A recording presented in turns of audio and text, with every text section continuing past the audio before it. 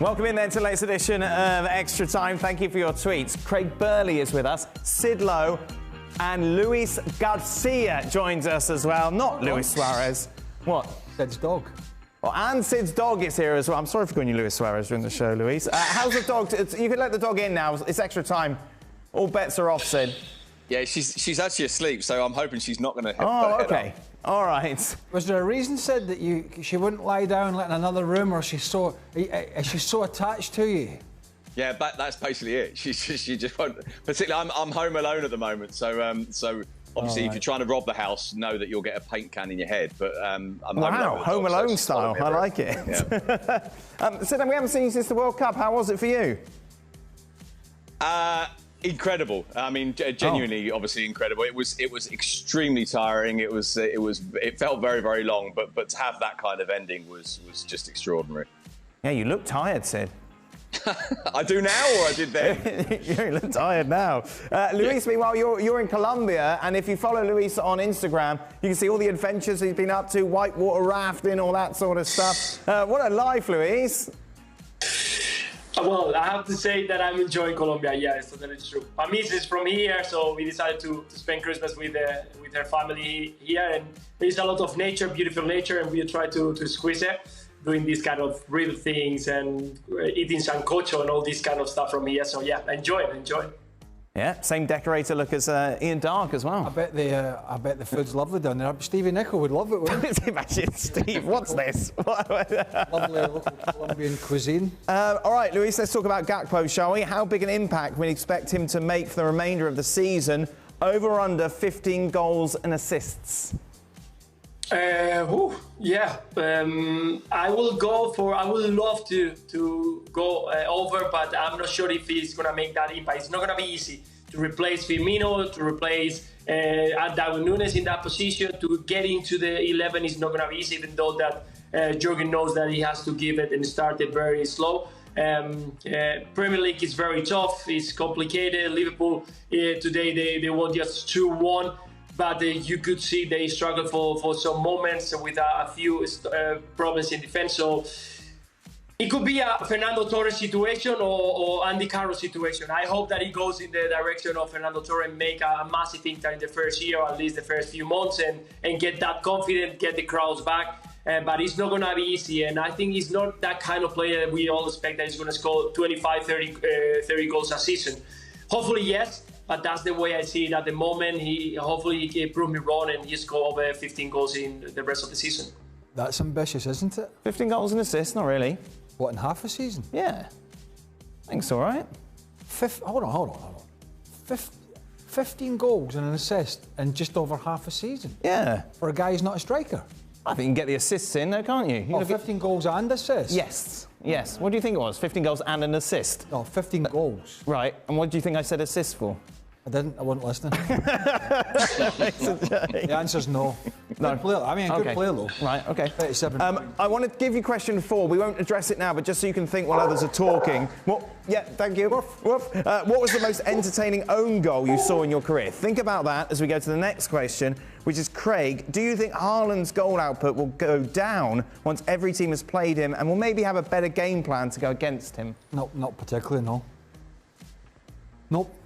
Not because he's playing in such a talented side with people around him that are just going to, Gundogan, brilliant passer, De Bruyne, Mahrez, Foden, the list goes on. They're just going to, Julian Alvarez is back, I believe.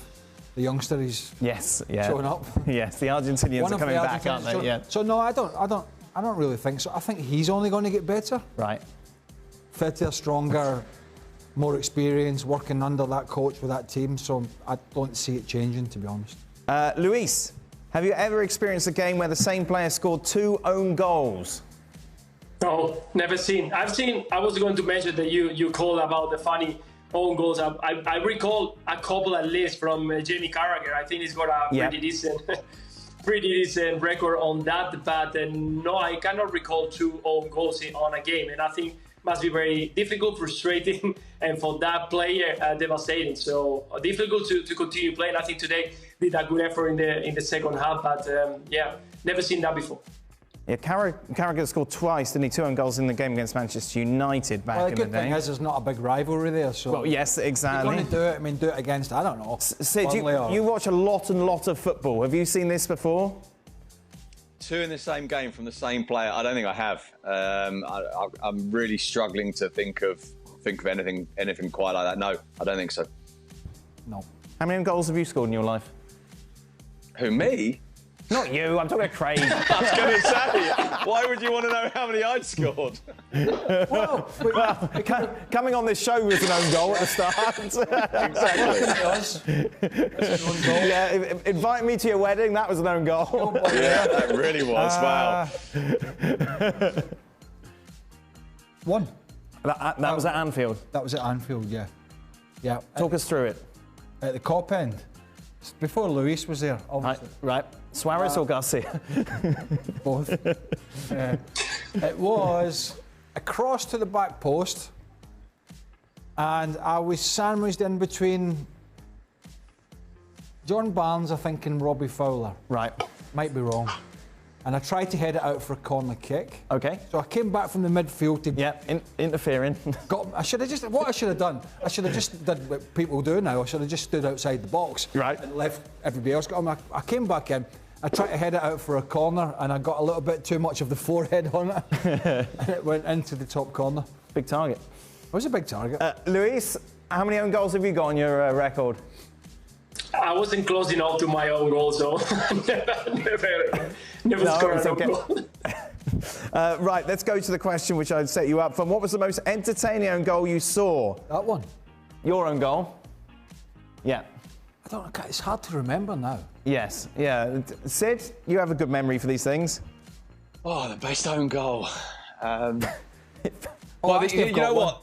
Ridiculous. Obviously, this isn't memory. This is from having watched it on videos. But correct me if I'm wrong, but I've got a feeling that the goal that the Koreans score at Goodison Park in the '66 World Cup is a fantastic own goal diving header.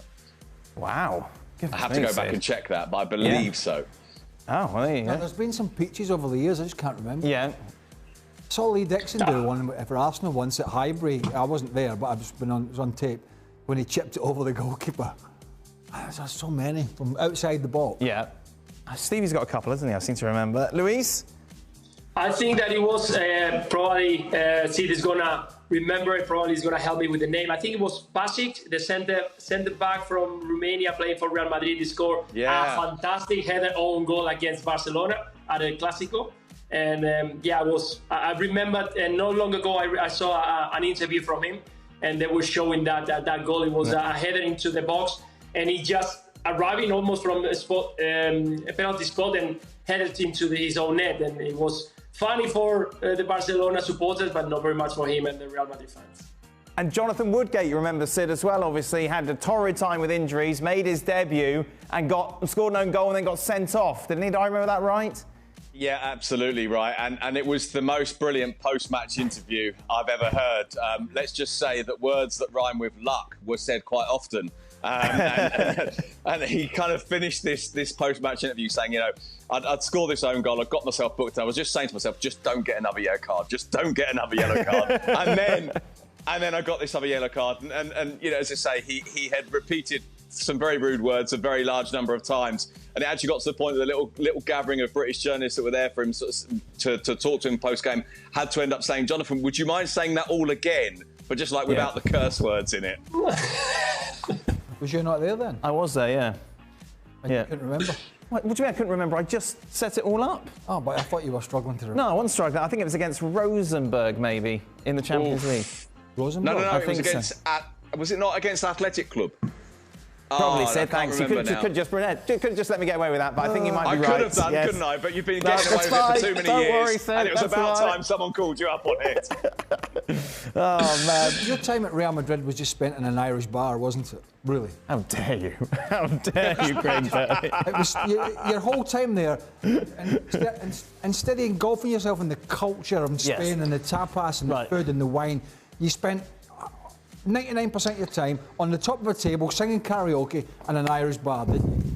Larry's, it was called. The lack of a response. Larry's, it was called, yes. God. No wonder Larry retired and moved to South America. The amount of money we gave him. Right, for all, after seeing the first Winter World Cup, would you prefer to keep the World Cup in the summer after players are already physically tired, or mid-season in the winter when players are better physically? What do you think, Luis? To be honest, I didn't see much difference during the game. I've seen players very tired. I've seen injuries. I've seen the end of some of the games with people just having cramps. So I think that it wasn't much difference on physicality. I think that all the World Cups that I remember, it was kind of similar. This season is because we were more focused on, let's see, this season, this World Cup, we were more focused on, let's see, and trying to find the ways this World Cup is going to be different. But I think it was exciting from the first game to the last one, with better and worse games, but the same like during the summer. And players, I think they look fantastic, and I've seen World Cups with the players look fantastic. So I didn't see much difference on that recall. What would you prefer as a player? Well, I don't know. I never played in the Winter World Cup. Yes, but you can imagine it. Do you know, I don't think I would have minded it, because I didn't like all the flapping around leading up. Right. You know, friendlies, getting on a plane, travelling. We travelled twice for Euro 96 and France 98 to the US here. We had a good time. Right. If you know what I mean. Well, I think we do, Craig Burley, yes. Having gone my Madrid ways, you're a professional player. You're just waiting and waiting. So in some sense, the lack of sort of time was, I think, a good thing.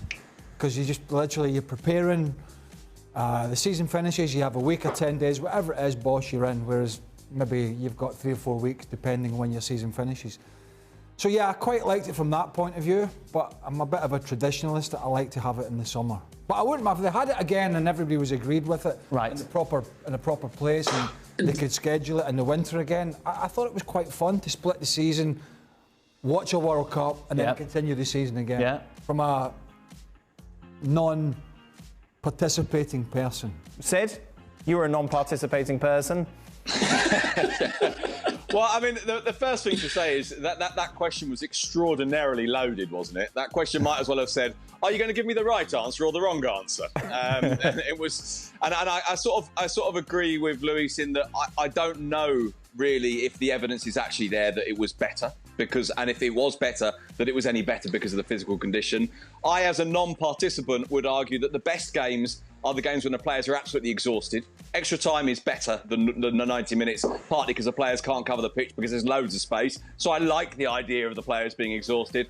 I think there's another question as well, which is not just about how do the players perform during the World Cup, but what does it do to the domestic season? You know, this sort of slight sense that some players were holding back until now, that we don't know how players will react as they go back into the season. And from a non-participating point of view, and just kind of a fan's one, I don't know about you, but I found it a bit weird to go straight back into football without feeling like we can kind of sit and digest the World Cup and have it as the focal point of the year, which is what it should be. And it feels like we're going, right, that's done, let's get on to the other stuff. And you think, well, no, it's the World Cup. We should be, lingering on this for a long time. We shouldn't. It feels, to me, a little bit premature to be going straight back into football again. So I would prefer it to be in the summer, personally. Oh, let me tell you, nobody lingers on things better than us, Sid. That is true. We love a linger. We can linger on any story for weeks, months, maybe even years. That is it. Thank you very much, guys. Luis, enjoy the rest of your holiday.